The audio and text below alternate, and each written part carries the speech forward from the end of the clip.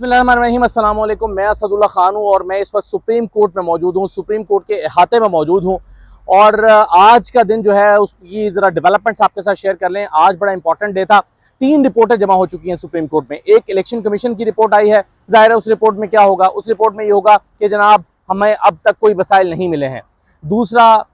वजारत ख़जाना की जो रिपोर्ट है वो जमा हो चुकी है। और तीसरा, स्टेट बैंक के जो गवर्नर हैं उनकी रिपोर्ट जमा चुकी है। यानी गवर्नर स्टेट बैंक की तरफ से रिपोर्ट आ चुकी है, फाइनेंस डिवीजन की तरफ से भी आ गई और इलेक्शन कमीशन की तरफ से भी रिपोर्ट आ गई। नतीजा आपको पता है कि इलेक्शन नहीं करा सकते। अब आज की ये जो डेवलपमेंट्स हैं इसको कल होने वाली बड़ी इंपॉर्टेंट जो मीटिंग थी, मुलाकात थी, उसके तनाजुर में देखा जा रहा है। अब कल जो मुलाकात हुई है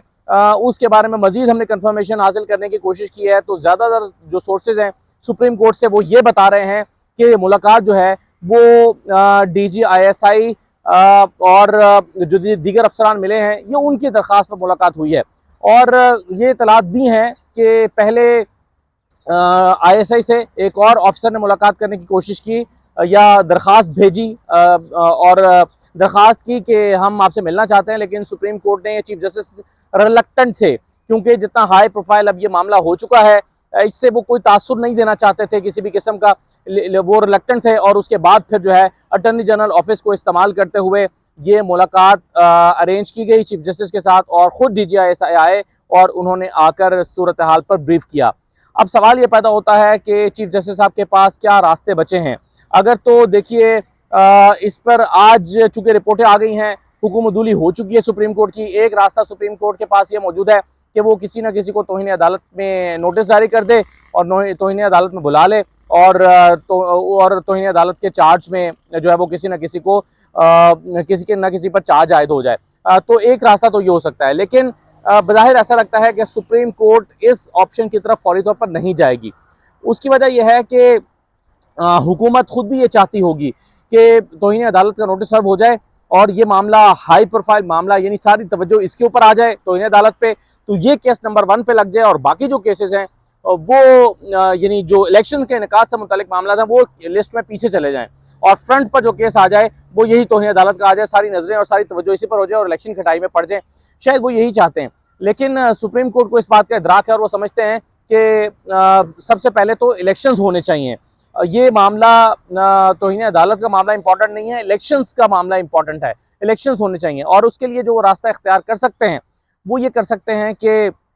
अभी जो है वो पंजाब का एक मामला भी है, यानी पंजाब को भी डायरेक्शंस जारी की जा सकती हैं इलेक्शंस कराने के लिए। पंजाब के जो बजट है, पंजाब के पास जो कंसोलिडेटेड फंड है वहाँ पर कितने पैसे मौजूद है वहाँ पे भी किया जा सकता है, क्योंकि सुप्रीम कोर्ट में जो पार्लियामेंट यहाँ की वफाकी हुकूमत है उसने तो एक तरह से टहला दिया सुप्रीम कोर्ट को, टाल दिया ये कहकर कि जी ये पार्लियामान नहीं मानी, पार्लियामेंट ने मुस्तरद कर दिया है। लेकिन ये बहाना पंजाब हुकूमत नहीं कर सकती, पंजाब हुकूमत के पास नहीं है ये बहाना कि पार्लियामेंट ने मुस्तरद कर दिया, क्योंकि वहाँ तो कोई कौमी सूबाई असम्बली नहीं है, तो वहाँ पर तो असम्बली को मुस्तरद नहीं कर सकती। वहाँ ज़्यादा से ज़्यादा ये हो सकता है कि जी काबीना ने मुस्तरद कर दिया, तो काबीना के तो 10-12 अरकान जो है उनको बुलाया जा सकता है। दूसरा ये हो सकता है ज़्यादा से ज़्यादा वो कह सकते हैं जी हमारे पास तो पैसे नहीं, पैसे तो वफाक दे रहे हैं। तो ऐसी सूरत में जो उनके फंड्स की फहरिस्त है, रिपोर्ट्स हैं, वो मंगवाई जा सकती हैं उनसे। और अगर पंजाब से रिपोर्ट्स मंगवा ली गई तो ऐसी सूरत में जो है वो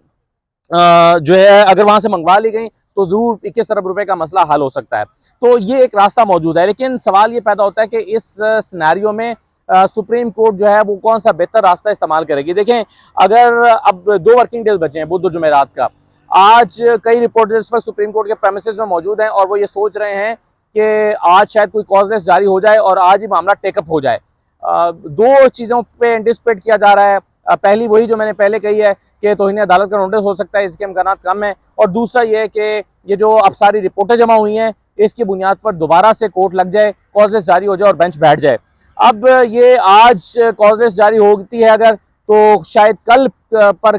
यह मामला जो है वो कल को टेकअप किया जाए और या परसों का दिन बाकी बचा है। अब अगर फ़र्ज़ कीजिए कि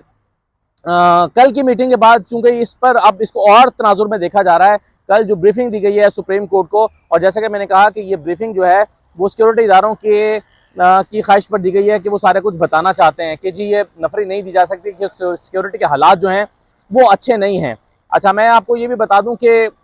अगर आज चीफ जस्टिस कोई मामला फैसला नहीं करते, टेकअप नहीं करते और इसको ईद के बाद तक डाल देते हैं, तो इससे फौरी तौर पे ये तासुर जाएगा कि इस मुलाकात का एक असर आया है और इस मुलाकात के बाद ये मामला जो है वो ठंडाई में पड़ गया है, खटाई में पड़ गया है और फौरी तौर पर जो है वो इस पर जो है वो एक्शन नहीं हुआ।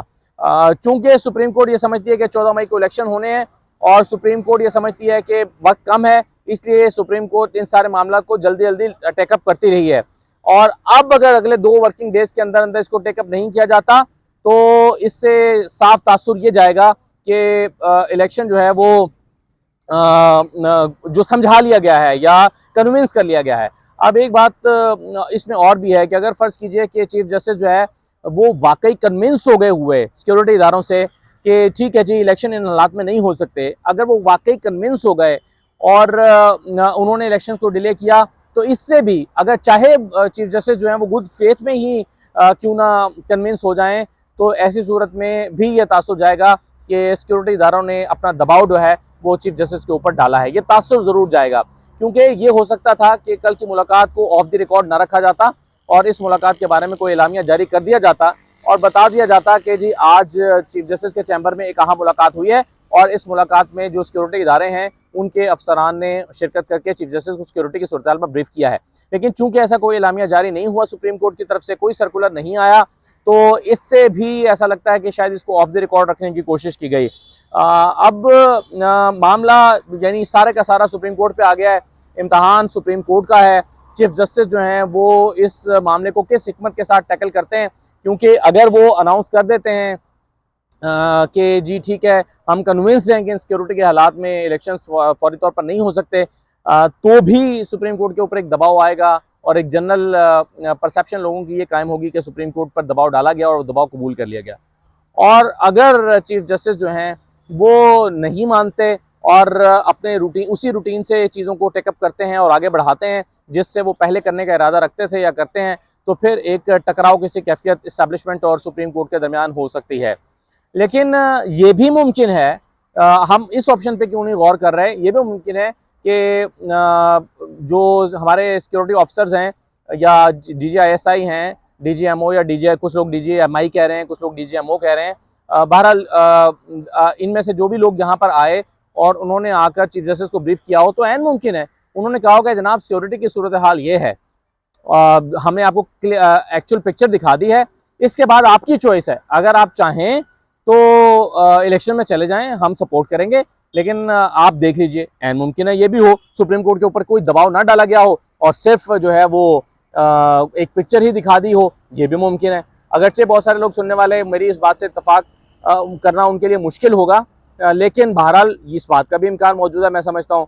तो चीज़ें जो हैं वो अभी क्लियर नहीं हैं जब तक कि सुप्रीम कोर्ट की तरफ से कुछ आ नहीं जाता, क्योंकि सुप्रीम कोर्ट में अब मुकम्मल खामोशी है। तीनों रिपोर्टें जमा हो चुकी हैं। अभी मैं चीफ जस्टिस ऑफिस के पास से आया हूँ और वहाँ पर जो है वो कोई स्टाफ मौजूद नहीं है, बिल्कुल सन्नाटा है, सुनसान पड़ा है। तो आज की तारीख तक तो ये लग रहा है कि आज तो शायद ये टेकअप नहीं होगा, क्योंकि अगर कुछ होना होता, कुछ जो आज की तारीख में कुछ होना होता तो वहाँ पर स्टाफ मौजूद होता और इसके आसार नज़र आ रहे होते, लेकिन अभी तक कोई आसार नज़र नहीं आ रहे। तो लगता यह है कि शायद आज कॉज लिस्ट आए और कल के लिए इसको मामले को टेकअप कर लिया जाए या परसों के लिए टेकअप कर लिया जाए, या हो सकता है कि इसको ईद के बाद, अगर ईद के बाद जाता तो वो मैं पहले ही बता चुका हूँ कि फिर इससे क्या तासुर जाएगा। तो बहरहाल ये मुख्तसर सी अपडेट्स थी हमारे पास सुप्रीम कोर्ट से जो आपके साथ मैंने शेयर किए हैं। अगर कोई सुप्रीम कोर्ट से मजीद कुछ आता है और सूरत हाल डेवलप होती है तो फिर देखते हैं कहाँ आगे ये मामला जाता है। इजाज़त दीजिए, अल्लाह हाफ़िज़।